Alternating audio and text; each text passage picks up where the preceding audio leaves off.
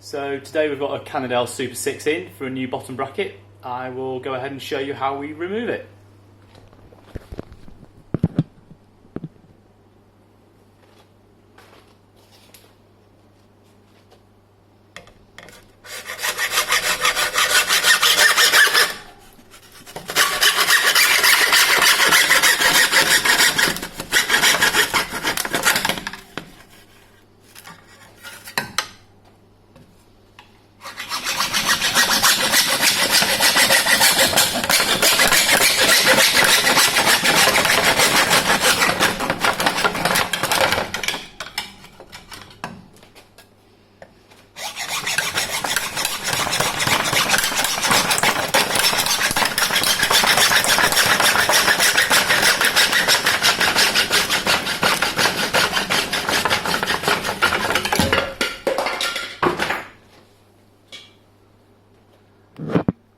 So there we go, got it removed. I'll just get a new one off the shelf and chuck it in.